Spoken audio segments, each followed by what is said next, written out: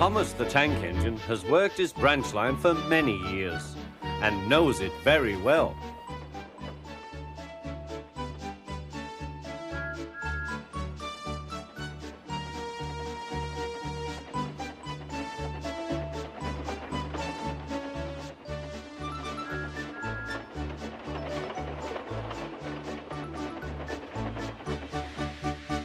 You know just where to stop, Thomas, laughed his driver.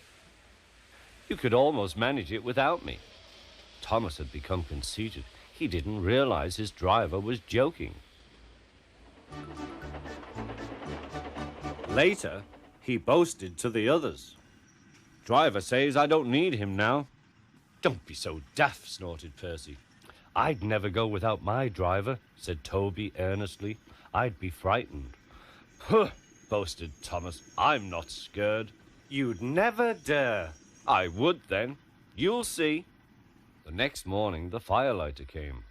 Thomas drowsed comfortably as the warmth spread through his boiler. Percy and Toby were still asleep. Thomas suddenly remembered. Silly stick in the mud, he chuckled. I'll show them. Driver said I could manage without him. I'll just go out. Then I'll stop and wheesh. That'll make them jump. Thomas thought he was being clever. Really, he was only moving because a careless cleaner had meddled with his controls. He soon found his mistake. He tried to wheesh, but he couldn't. He tried to stop, but he couldn't. He just kept rolling along. He didn't dare look at what was coming next. There was the station master's house. The station master was about to have breakfast. Horrors! Cried Thomas and shut his eyes.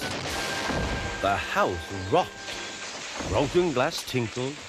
Plaster was everywhere. Thomas had collected a bush on his travels. He peered into the room through its leaves. He couldn't speak. The station master was furious. His wife picked up her plate. You miserable engine, she scolded. Just look what you've done to our breakfast.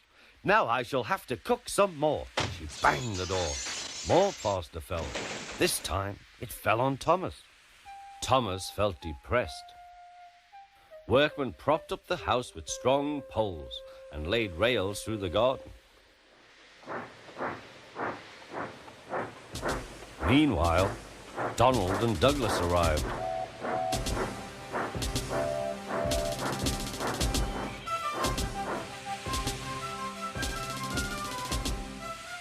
Don't fash yourself, Thomas. We'll soon have you back on the rails, they laughed.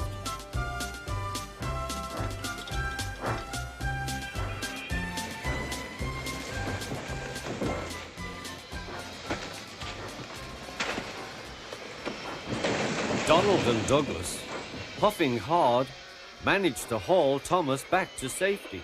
Bits of fencing, the bush, and a broken window frame festooned his front, which was badly twisted. The twins laughed and left him. Thomas was in disgrace. There was worse to come. You are a very naughty engine. I know, sir. I'm sorry, sir. Thomas's voice was muffled behind his bush. You must go to the works and have your front mended. It will be a long job. Yes, sir. Meanwhile, a diesel rail car will do your work. The diesel, sir? Thomas spluttered. Yes, Thomas. Diesels always stay in their sheds till they are wanted. Diesels never gallivant off to breakfast in station masters' houses.